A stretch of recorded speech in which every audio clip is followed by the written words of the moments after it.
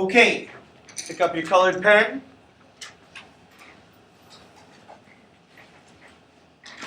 So this is not the kind of question where volunteers really works because it's a picture that you had to draw. So I'm going to reveal the picture, but I will point out a couple of items in the picture for you to look for to see if you got it correct. So here's what the graph should have looked like. Let me move this up a little bit.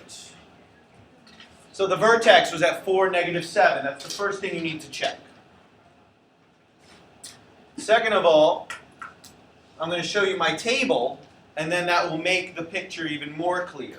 Now, you did not have to use the exact same table that I used. Any table of values could work.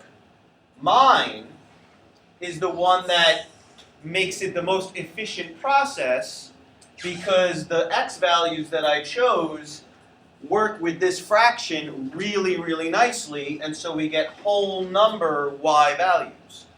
You might have gotten fractional y values, and that's fine. You still should have gotten the exact same picture. But let me now plot these points so you can see. So we already have the vertex. We also have 2, -5. So that point right there was one of the points. And then 6, -5 right there. And then 8, 1 right there, and 0, 1 right there. If you had those points on the graph, then you should have the same graph that I do. Does anyone have any comments or questions? Eric? Okay, very good. So let's start at the beginning of the process. How do we get this and then that? So let's start with the 4.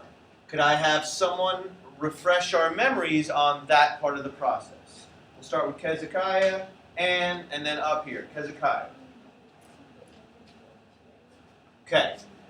X equals the opposite of b over 2a. That is how you get this value right there.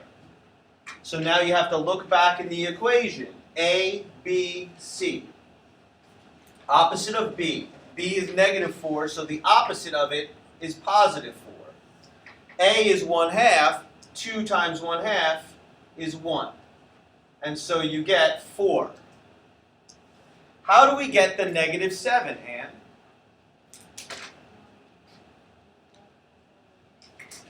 Plug the 4 in, and then you work it out. Now I want to show you, I want to model for you how I deal with the fact that we have to constantly plug things back in. I'm going to rewrite the equation over here so I have some space. Here's what I usually do. I am capable of doing some mental math, but my mind is not really able to hold like a whole bunch of different calculations and then add them together. So here's what I do. I will say, okay, x is 4. Plug it in, and here's my process. So follow along. I'm modeling for you. 4 squared is 16. 16 times 1/2 is 8. 4 times -4 is -16, plus the 1. 8 and 1 is 9, and -16 gives me the -7. So I will literally write little notes to myself on the paper, just like this, so that I can mentally combine it there. It's too much to try and plug it in, remember all these numbers, and then add them together, in my opinion. If you can handle all that mental math, then go ahead and do it. Just be careful.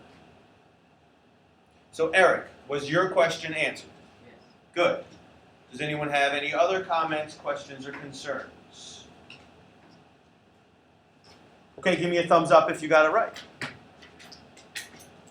Okay, some of us. Good. Put your thumb down. Okay, Tristan, where'd you go wrong?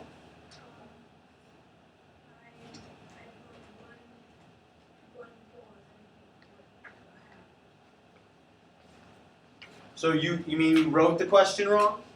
You accidentally wrote 1/4? Oh, okay. Okay, anyone else want to share where they went wrong? That process helps us learn. Okay, well there was a lot of you who got it right. Any other comments, questions? Good.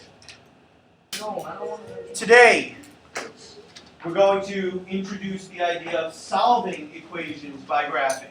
For the last 2 days, we have practiced graphing quadratic functions. Now we're going to solve them using graphing. The good news is that you're actually not going to learn anything new today. Yes. You're not learning anything new. That is not something to be celebrated. Yes, it is. It's just something to be aware of, that there's nothing new. It's just a matter of now looking at your graph that you've drawn and trying to find a piece of information from the graph. And so that's what I'm going to be teaching you how to do today. And it's especially good news for my students who are struggling with the process of graphing. We're going to continue practicing today, and you're going to see a number of different types of results. So what am I talking about? First of all, the graph of a parabola very often will cross the x-axis. Not always, but often. The locations where the graph crosses the x-axis have special significance. These two locations are called the roots or the solutions to the equation. I've actually mentioned this to you before over the last 2 lessons. I've been trying to help you see the connection between what we're doing now and what we did in Chapter 9. That a lot of it is the same thing. You're going to see that again today. So, our goal today is to be able to draw this picture accurately so that we can pick out these locations to then identify them. Here's another aspect that you've already learned. There are basically 3 different possible results. And you learned this actually way back at the beginning of Chapter 9, where we started solving equations. Actually, it was around the middle of Chapter 9. We started solving equations, and we saw a whole bunch of different results. Sometimes we got 2 solutions, and sometimes we got 1. And some of you were like, well, why is it 2 sometimes, and why is it 1? And I illustrated it for you. And here's the illustration again. If the parabola crosses twice, that means there are 2 solutions, and there are 2 x-intercepts. But if the parabola's vertex touches the x-axis, that means that it's only crossing once and there's only 1 solution. There are also plenty of cases where the parabola doesn't cross the x-axis at all. It's either above, or if it was upside down, it would be below the x-axis, and therefore there are no solutions and there are no x-intercepts.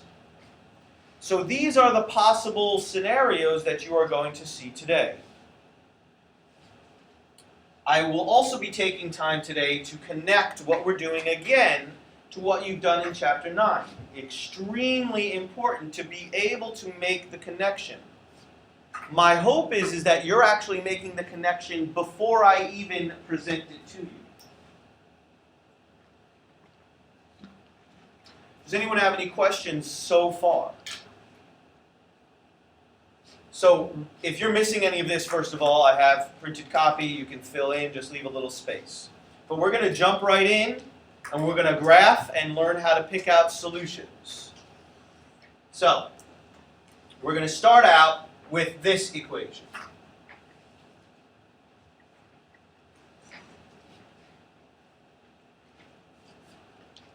So I'd like to solve the equation 4x squared minus x equals 8. So at the end, I would like to be able to say x equals something and maybe even something else.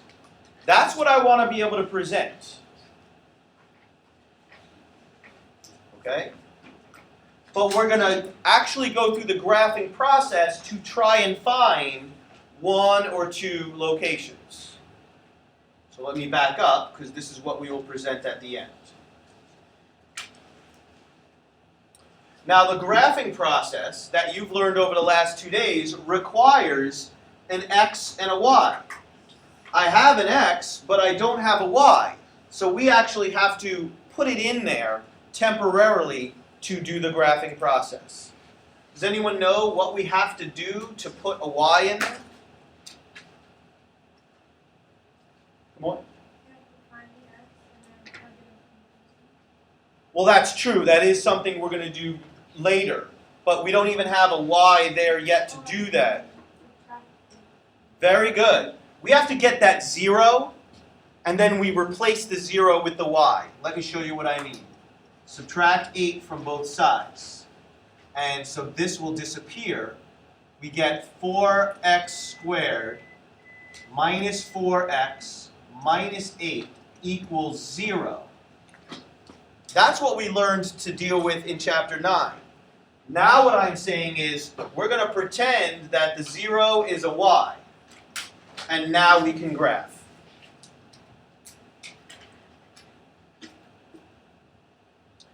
To start the graphing process, we need the vertex first. Could someone refresh our memory on how we get that right there? Alicia?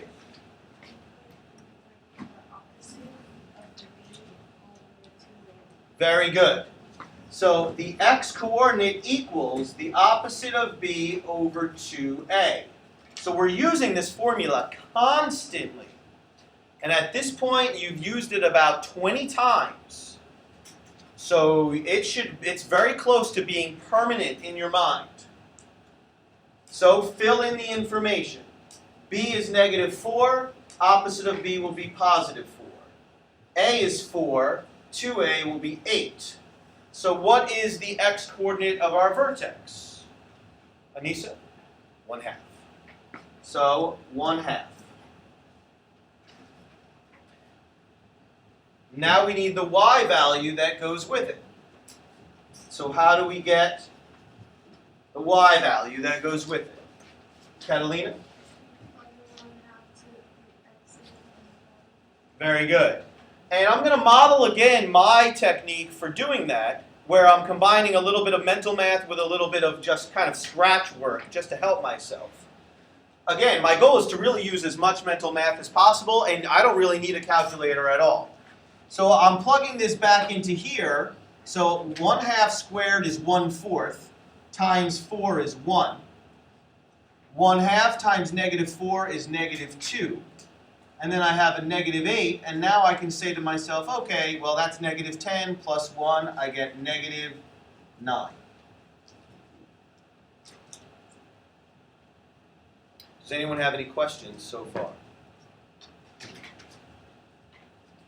Now, we're at the point where some students struggle, and I don't blame you, because it's not easy to understand.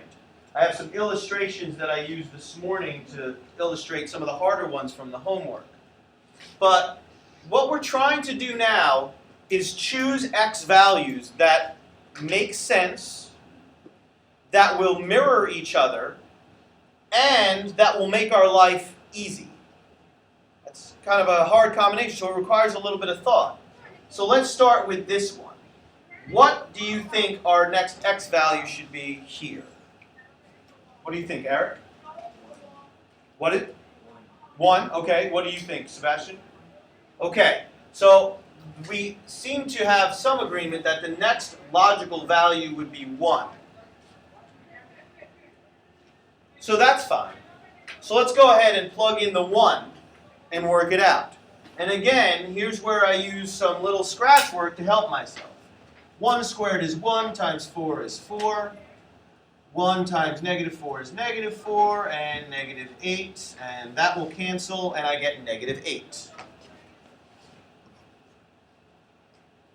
Here's the part where some students, I don't know if I emphasized it enough last time, and I don't know if students figured it out on their own. What would the next logical value be for here? What do you think? Jada? 1 and 1/2. What else do you?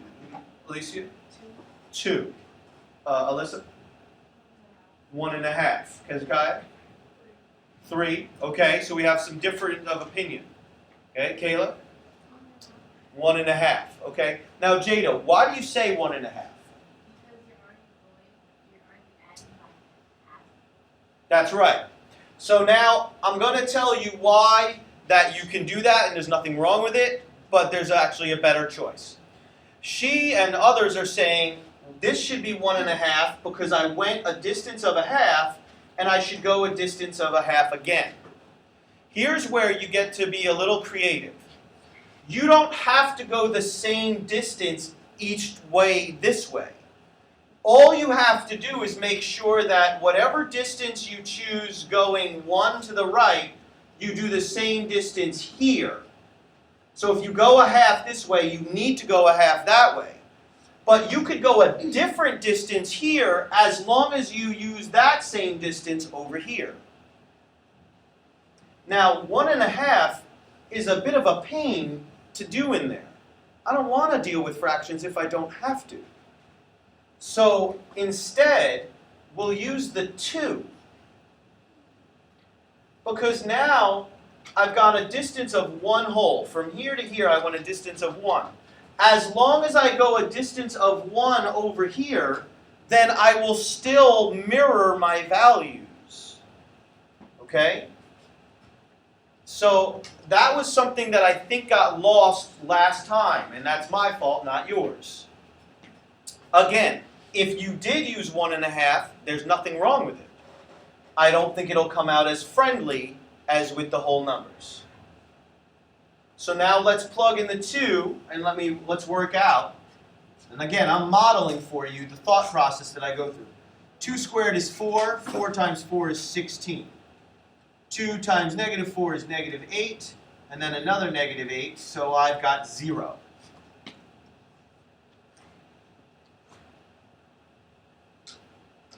Now I've got to go the other direction, but I don't have to do anything because as long as I go a half this way, that's 0. That will now mirror this y value, that's a -8. And I went 1 this way, now go 1 from here, that's -1, and this value will mirror, I've got a 0.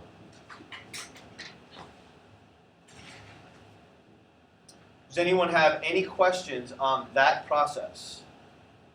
It took time there because I wanted to make sure you understood your options. Any questions?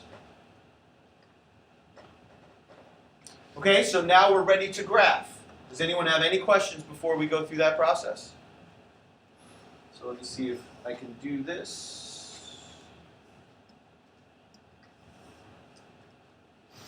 So you need to set up a coordinate grid.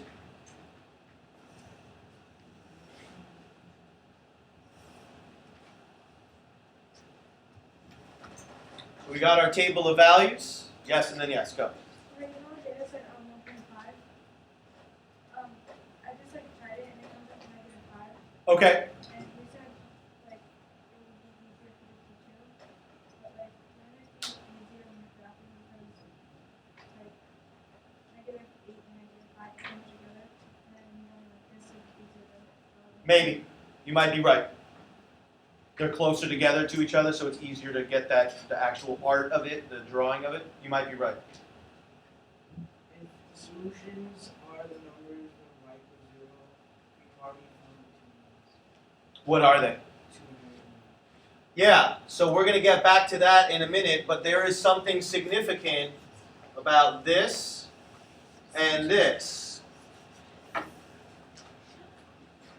Okay? So we'll come back to that in a couple of minutes.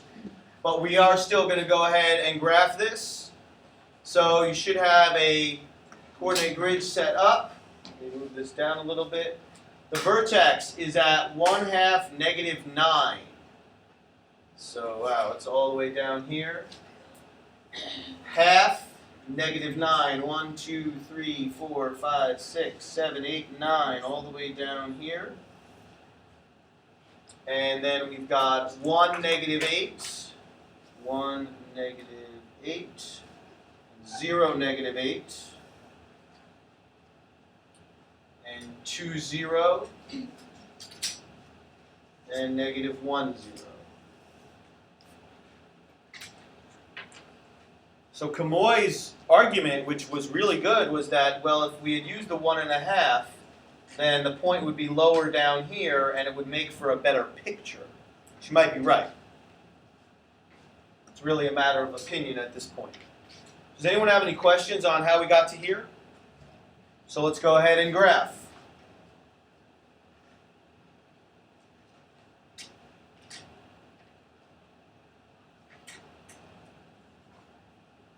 I'm going to try that again because I'm not happy with that at all.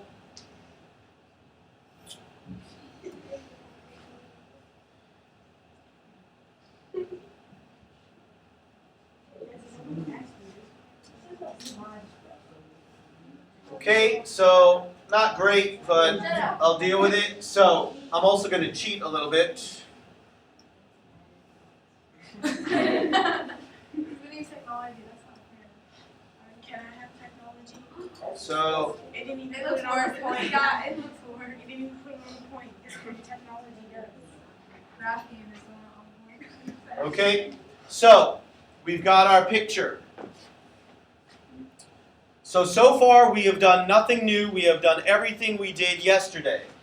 All we did was find the x value of the vertex, find the vertex, make a table of values, and graph. We've done nothing new. Does anyone have any questions? Now the new. Now we want to identify the points where the parabola crosses the x-axis. In this case, we got very lucky because these two locations were the exact points where it crosses the x-axis. And so that's what we were looking for. And so those are the roots or the solutions to the equation. And so the two solutions are -1 and 2. Those are the solutions. Brian also pointed out that he felt like he knew what the solutions were already because the solutions are the x values when y is 0. So there's an x value when y is 0, and here's an x value when y is 0. And so he felt like he knew that it was going to be -1 and 2, and that was an excellent observation. Does anyone have any questions or comments? Alicia, Zabari, and then Jada. So then if y is 0 and it's in like any place, then you don't have to graph? Well, I appreciate it. If you can figure out what the solutions are, that's excellent. However, you have to know how to graph. So, for example, on the quiz that you're going to have next week, I ask you to do two things. I ask you to give me a graph and give me the solutions, and the graph counts as 1 point, and the solutions count for 1 point.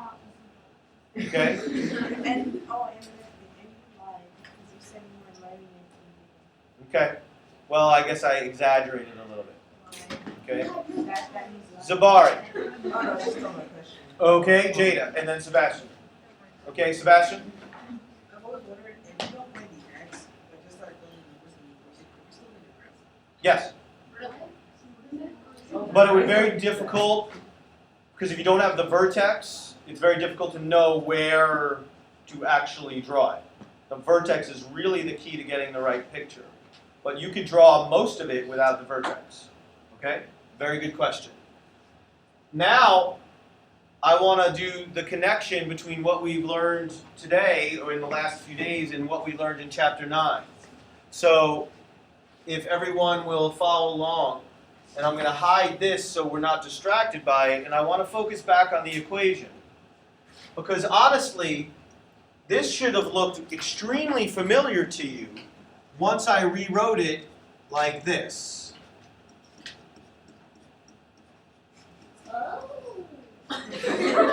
What could we do at this point to solve this equation? We're not graphing anymore. I just took us in a time machine back 3 weeks. What can we do now? Zabari? Factor Yeah. There's a common factor of 4. So factor it out and watch what happens. I guess it's going to give us the solution. So now, remember the sequence of questions that I asked you to commit to memory. The first question was, is there a common factor? What's the second question? What's the second question that I asked you to ask yourself? Yes, guy? Close, but you got it flip-flopped a little bit, right?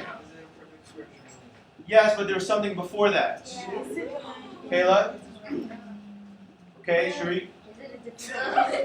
Is it a difference of two squares? Is it a perfect square trinomial? Is it either of those things? No. Okay, what was the next question you're supposed to ask? Can you use the trick? No, use the trick. Well, there was something before that. Brandon? Grouping. Can it be grouped? No. What do we use grouping for? Probably For terms. So what comes after that? What is our last resort? What is our last resort? Can you use the trick? Kayla? The trick, but you don't need the trick when that's 1. When that's 1, you don't need the trick because you already know that it's going to be this. So guys, you actually learned how to do this before you learned the trick. This was much easier than the more advanced ones. I did 2 different lessons. The first lesson I did, there was never a number other than 1 there. Then the next lesson, I introduced the idea of there being a number there. You guys all knew how to do this before you learned how to do the trick. In this case, you just need to find 2 numbers that multiply to that add to that. What are the 2 numbers? Sharif? -2 and 1. What do we do at this point to solve the equation? This is all stuff you're supposed to have mastered. And most of you did well on the exam, and so you tell me that you did master it. Anissa?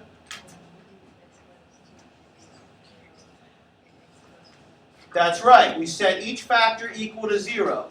X minus 2 equals 0, and x plus 1 equals 0. Solve both. X equals 2, x equals -1. And now look at our picture. It's the same thing.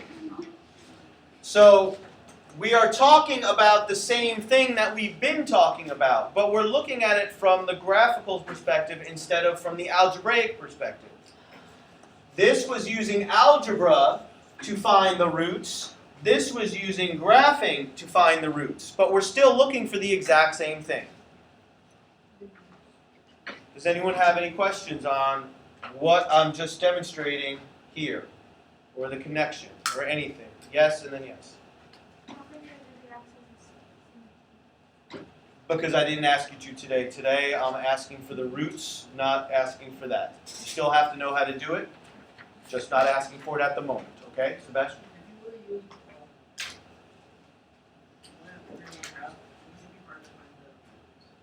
It would probably be harder, yes.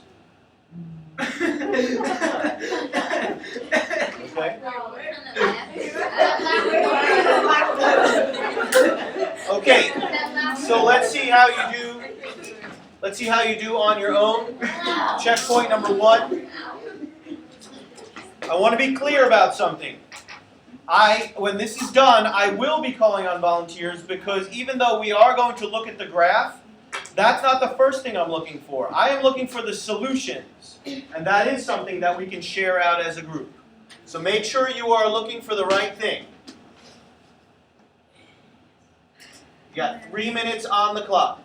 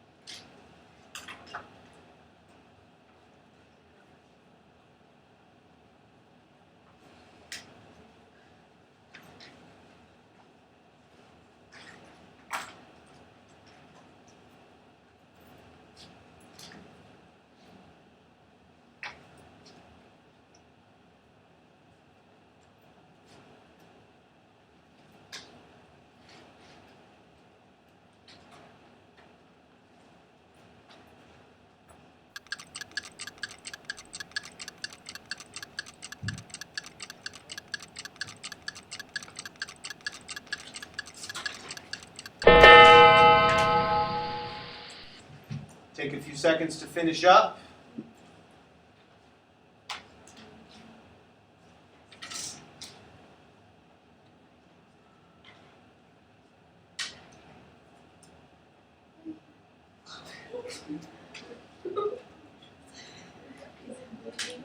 All right.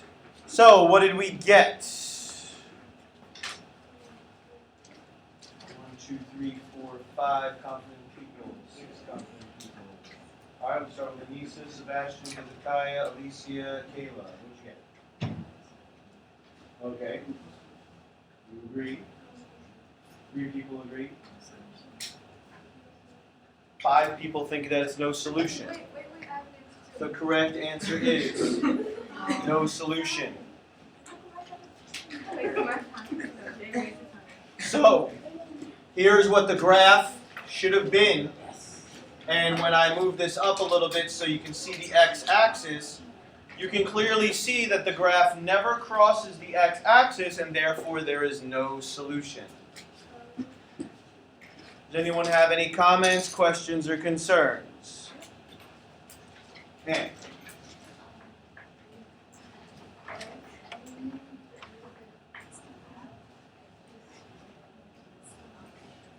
How'd you know?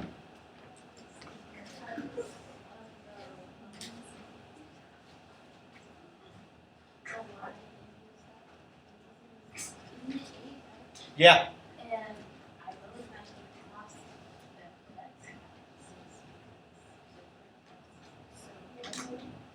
So you knew that the vertex was up high, and you knew that the y-intercept was right here, and so you knew without even drawing the curve that there wasn't going to be a solution. And that's an outstanding interpretation that you made. Excellent job. And thank you for sharing that too. That's eye-opening for some people. Go ahead, Kamoy. Can you look at my graph because mine is on the first side and it's like up here, it looks like. Okay, I will take a look. Brandon? So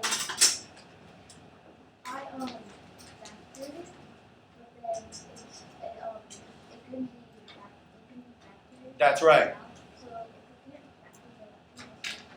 factor No, that's not the case. If it can't be factored, it doesn't mean there's no solution.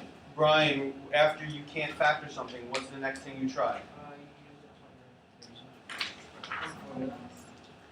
Now, you're going to learn in a couple of lessons how to tell from here if there's no solution. Okay? If the part inside the radical is a negative number, then there's no solution. But if something can't be factored, it doesn't mean there's no solution. It just means it can't be factored. That's all. Okay? Very good. Other comments, questions? Sharif? Okay, in our formula, it said like at the square root part when it says b squared minus 4ac over 2a.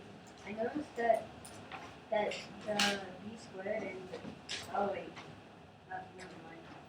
I know what you're thinking. Keep thinking about it because you're onto something. Brandon?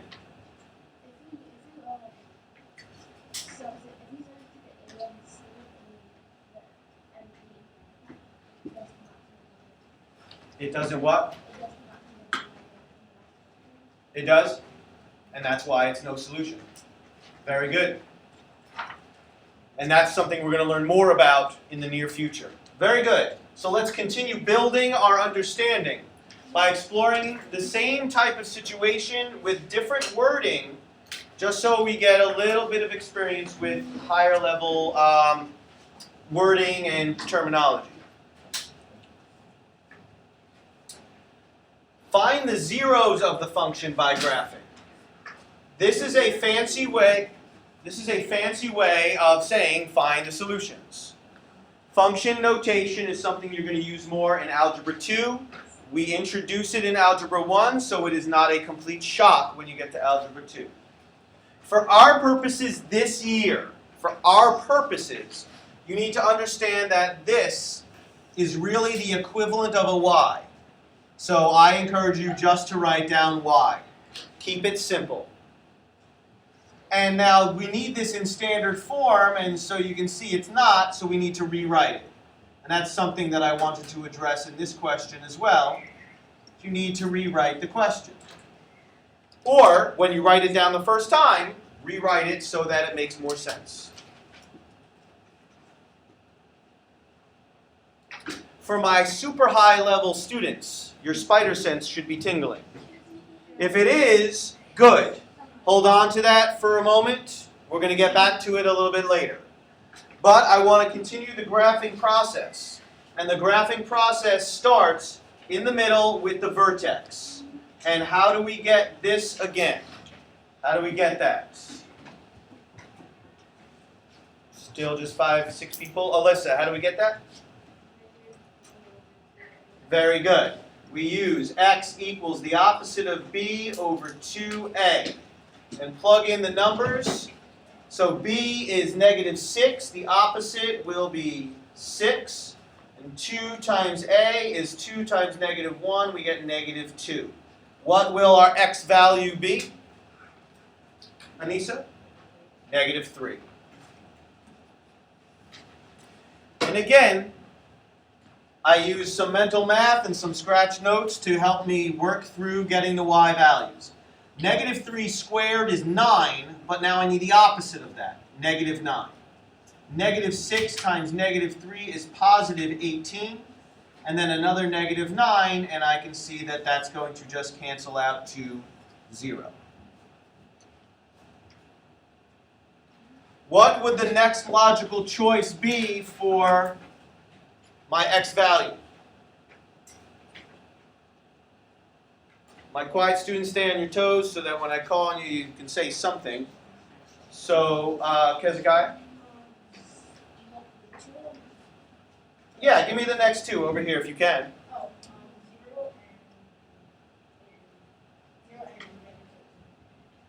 0 and negative 6, so you want to go 3 this direction and then 3 that direction? You can, absolutely. But be careful because the bigger the numbers you use, the bigger your y values are going to be. So like -6 is going to end up generating a big number that you're going to have to graph. So the smaller you can keep the numbers, the better off you are. Okay? I think you're getting confused about what you can do. There's a simpler choice. Tristan? Yeah, just go by ones. If this is a -2, -1, -4, and -5, just go by ones. In fact, you should always go by ones unless you have fractions or something somewhere. And now, we don't have to worry about doing -6 squared and then multiplying that by -1. And you don't have to worry about that. Okay? So now again, -2 squared is 4. Take the opposite of that, -4. -2 times this is +12 and a -9. -13, +12, I get a -1. Now do the same thing with -1. -1 squared is 1, but I need the opposite of that. -1 times -6 is +6 and a -9. -10, +6, I get a -4. And now because I've gone the same distance in both directions, my values will mirror. Does anyone have any questions on how we constructed this table? Any questions on how we did this? So let's go ahead and graph.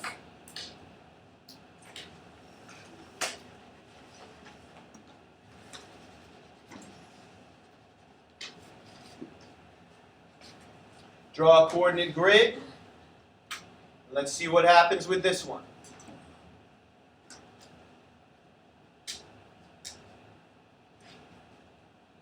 -3, 0. -2, -1. -4, -1. -1, -4. 1, 2, 3, 4. And -5, -4.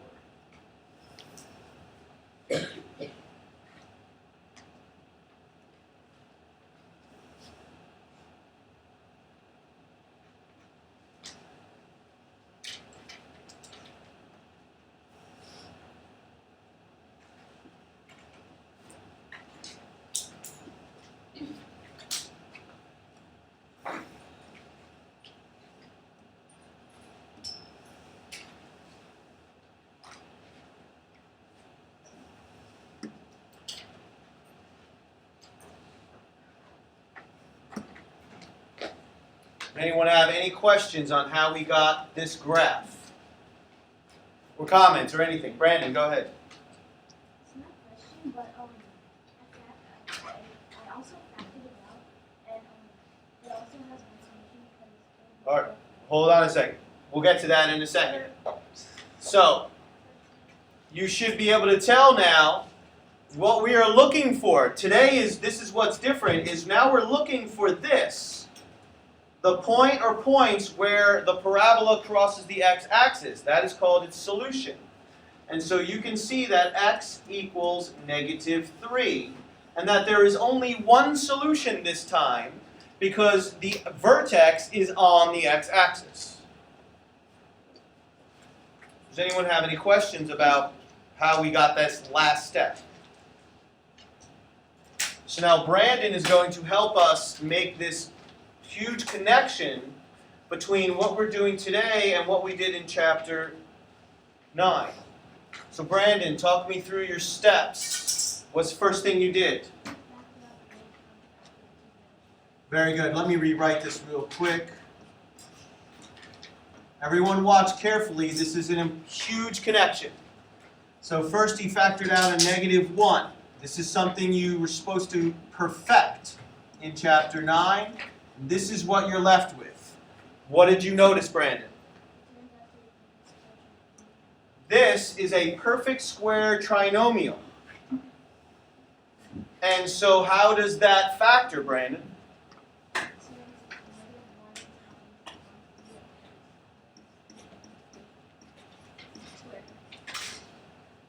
And so how many factors are there that have a variable in it? There's only one, right here. X plus 3 equals 0, x equals negative 3. And so you're seeing the same thing 3 different ways. Look at this. If you use your skills from chapter 9, you get the solution of negative 3. If you make the table of values, you find when y is 0, you get negative 3, so that's also representative of the solution. And then when you look on the graph, you can see it right there. Does anyone have any questions on what we just did? On the connection, anything at all?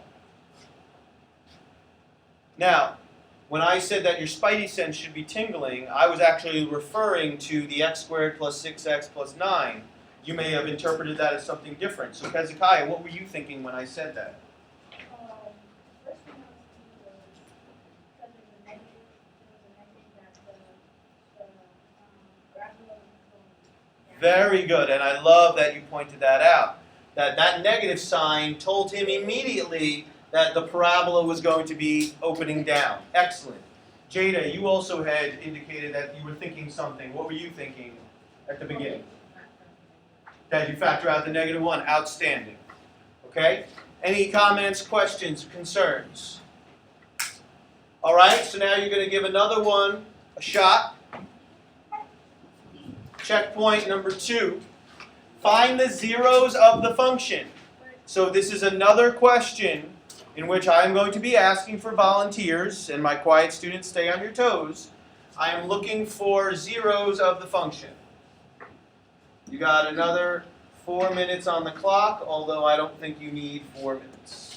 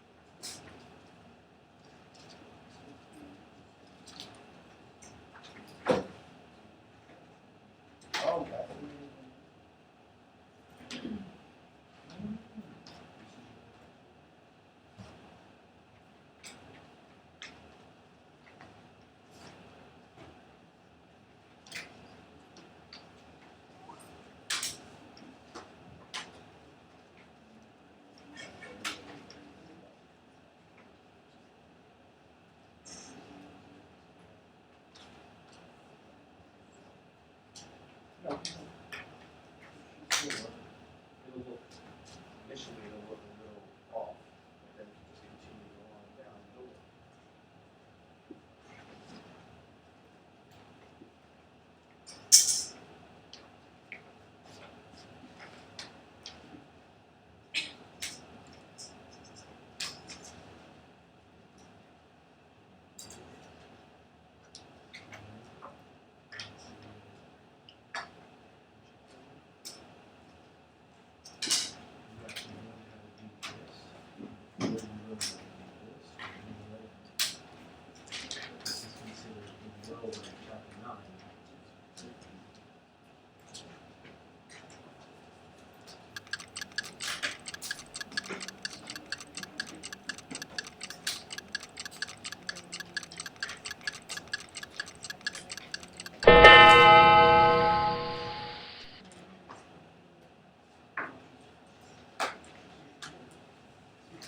All right.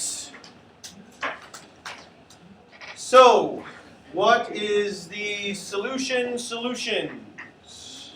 Got 1, 2, 3, 4, 5, 6 confident people. We'll start with Kayla, Catalina, Anne, and then Sebastian. Okay. So we have 2 people agree.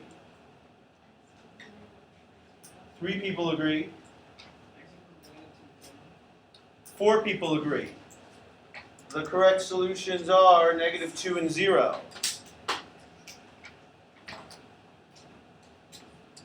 Here is what the graph looks like, and let me move it up so you can see where the vertex is. The vertex is at -1, -2, and you can see that the graph crosses perfectly at, excuse me, perfectly right there and right there. Any comments, questions, concerns?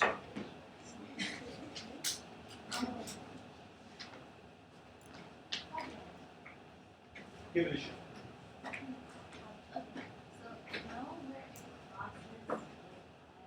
Yep. Yep.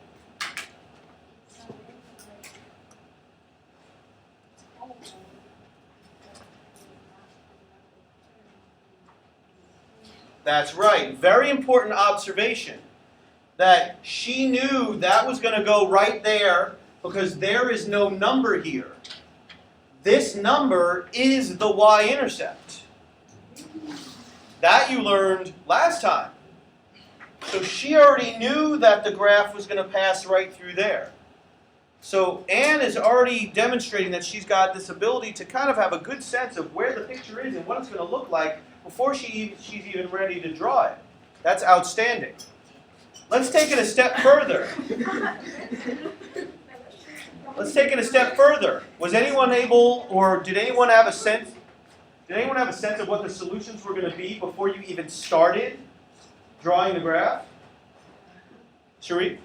I knew it would be 1, 0, and 2 because you can always factor out the 2x and then it'll be just 1. Yeah. You actually learned how to solve that. That was the first thing you learned how to solve when we learned how to solve equations in chapter 9. That was 9.4. So what was the common factor, Sharif? 2x. So it's become, you factor out a 2x and look what it becomes.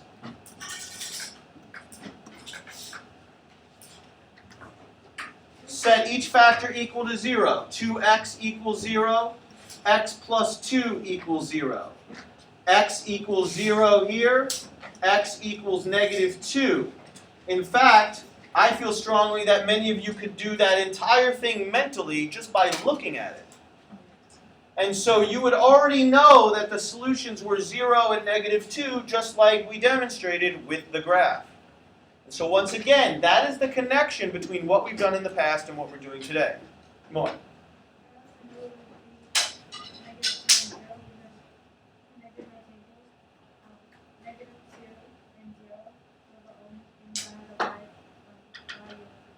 Very good. When you draw your table, 2 and 0 both had values of 0 as their y values.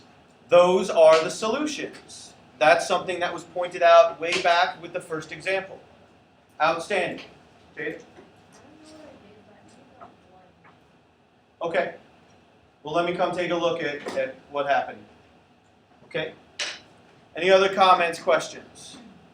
So now we're going to apply it to a real scenario, and we're going to use my favorite scenario with my favorite sport, basketball. So, you do not have to copy the text of the question, but of course we have plenty to write. And you need to read the scenario, so read it to yourself and get yourself set up.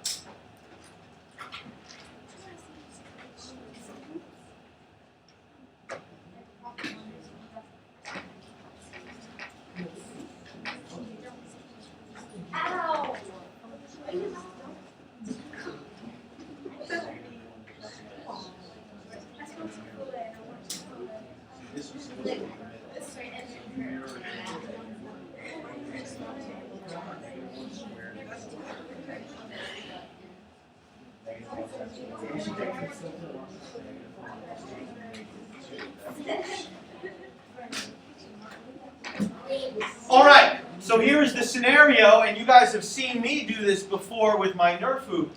But there's a person a little bit shorter, holding the ball at about 5 feet, about to shoot the ball. Okay, and their initial vertical velocity is going to be 20 feet per second. So we're going to graph the function that would represent the path of the ball and what happens over time. Okay? So we are using the vertical motion model. So that's the first thing we need to write, but we get some clues on what to do from the graph that I've given you, but we'll get to that in a second. You already have the vertical motion model in your mind, so we already know that it's h equals negative 16t squared plus vt, and so we just take information from the text, plus 20t plus the initial height.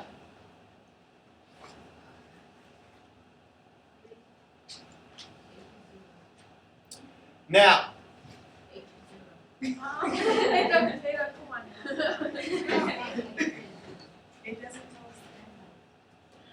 so first we're going to graph, because this is something different. This is the first time we're really graphing the vertical motion model. Every other time we try to find an amount of time or a height or something like that. So now we're going to draw a graphical representation of what is happening to the ball over time. Okay? So now instead we're not filling in an h, because we need t and h. T is representing x. So t is really x and h is really y, if that helps you keep things straight. In other words, t is the independent variable, h is the dependent. Now we need points to plot on our graph, and we're going to start the same way by finding the vertex. Sebastian pointed out earlier that we could draw a graph with any points, but it would be very difficult to get the right curve if we didn't know what the vertex was. So he had suggested, like, couldn't we just do 1, 2, 3, 4, 5, or, we could do 0, 1, 2, 3, 4. We could. But then we wouldn't have the vertex, and it would be hard to tell exactly how the curve went. So we're going to start with the vertex, and we get the x-coordinate of it by using the formula x equals the opposite of b over 2a.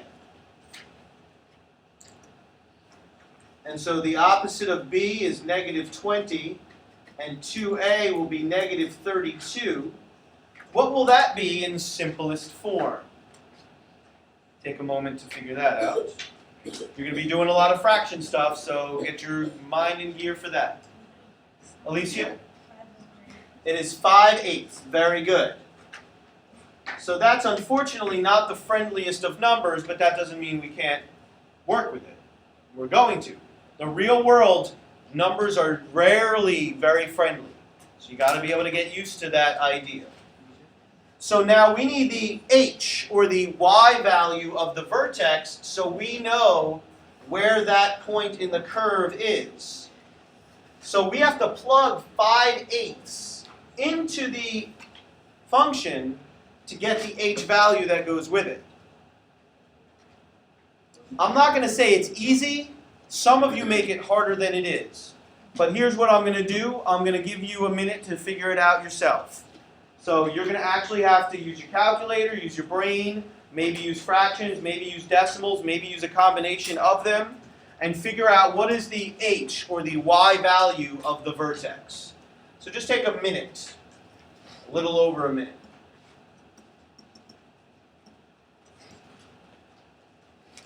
We're really just talking about fraction skills. That's it. If you think you got it, let me know so I can come check.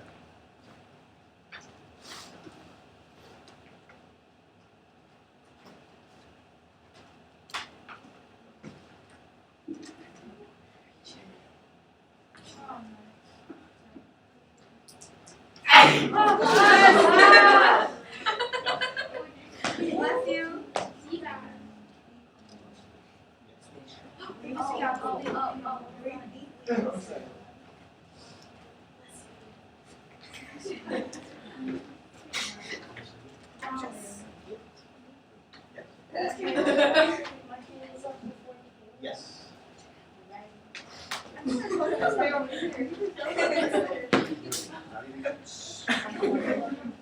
Close.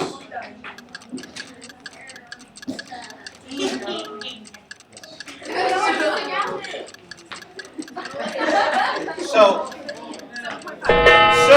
what is the y value that you get? Maria? 11.25. Yeah, it's 11 1/4 or 11.25. Either way is fine. So it was just a matter of figuring out how to square 5/8, which is really not hard. It's the top squared over the bottom squared. Multiplying and then adding things together. Not super difficult, just takes a little time and perseverance. Now, the real world.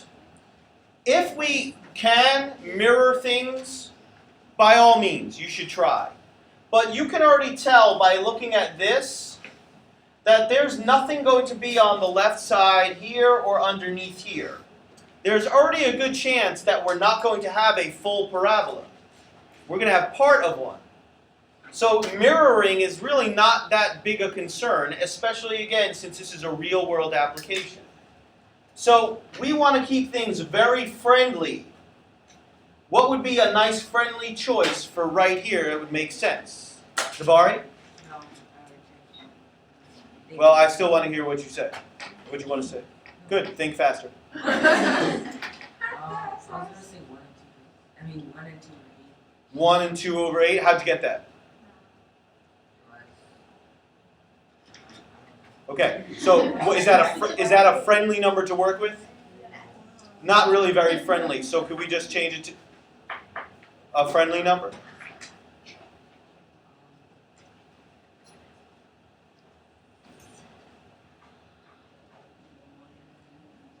One and a half would be a little friendlier. Catalina, what were you going to say?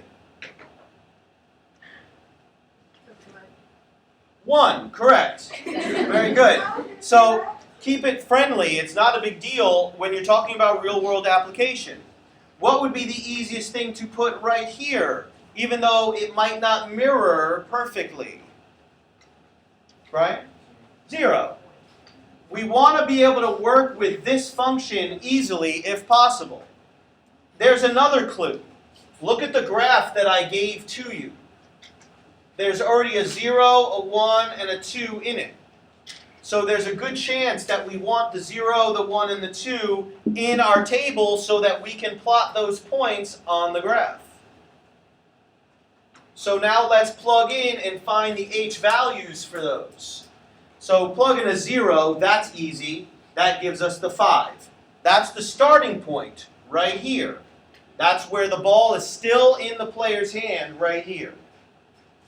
Now plug in the 1. 1 squared is 1 times negative 16. Then we get a positive 20, that's positive 4, and 5 is 9. Here's where things get a little wacky. Watch what happens when we plug in a 2. 2 squared is 4, times negative 16 is negative 64. 2 times 20 is 40, and then a 5. That's negative 24, plus 5, that's negative 19. So that kind of seems impossible considering the graph we're given, but watch what happens. Go ahead, Brandon, you had a comment you've been waiting for? Go ahead. But couldn't you have used 1/4 Sure. You could use anything you want. But I'm just trying to illustrate for my average algebra student that if we can use friendly numbers, the more frequently the better. Okay? So, now let's watch what happens when we plot the points. So now we're ready to graph. You should already have this set up on your paper. And so now we're going to do 0, 5. That's right there. Now we're going to have to estimate 5/8. Well, here's a half. That's 4/8. 5/8 is going to be a little bit past that. And now we need to go up to 11 1/4. There's 10, there's 11. I'd say 11 1/4 is about right there. 1, 9. There's 1/10. 1/9 is going to be a little bit below that. And now here's where the negative does play a role. 1 second, Brian. 2, negative 19 is going to be all the way down here somewhere. Now that's impossible because this is the height of a ball and this is ground level. So how can it be down here? It can't. But it does tell us the path of the parabola. So now I have a good sense of the path of the parabola because it's going to go like this, and then it's going to come down like that. So now we can get a good idea. Now we have a good idea of what has happened. Okay? Now this part of the graph is meaningless. This does not have any meaning. Because as I already indicated, there's no such thing as having the ball underground. But this point here helped us draw the line. Now we can tell exactly where the ball was in height depending on the time. Or, depending on how high the ball is, how much time has gone by. So now look at question B. If the player misses the hoop completely, in other words, the player shoots an air ball. The ball lands on the ground. How long was the ball in the air? So what I'm asking you is, what is that point right there? So look at your graph, and what would you say that point is? Tristan? I think it's 1.5 seconds. 1.5 seconds. Brandon? 1.5. Brian, you had been waiting earlier, and then I'll go Hezekiah and Ann. No, it's for something else about 1. You think about 1.5, Hezekiah? 1.5? 1.5? It actually works out to be slightly less than 1.5. It's very close to it. It actually works out to exactly approximately 1.46 seconds. But this is the location right here where it crosses. So it's approximately 1.5 seconds. Okay? So, that is the process of using the vertical motion model, graphing it, and interpreting it. Does anyone have any questions or comments? Go ahead. I did what Jabari did with the 5.4. Yeah, and I did that because since 0 is 5/8 away from 5/8, if you add 5/8 it'd be 5/4. That's right. You just mirror it. That's right, and then you can mirror it. Absolutely. Absolutely. Okay? Very good. Brandon? If there's going to be a question like that on a test or homework, if it has one of those questions and you put like 1.5, It depends on the question. If I ask you to approximate it, then that's fine. Okay? All right, so draw a line across your paper. Everyone will get a free point for classwork. Your homework is page 669. Numbers 12 through 36 even. 50, 50, 52, and 54. Read the next section, very important.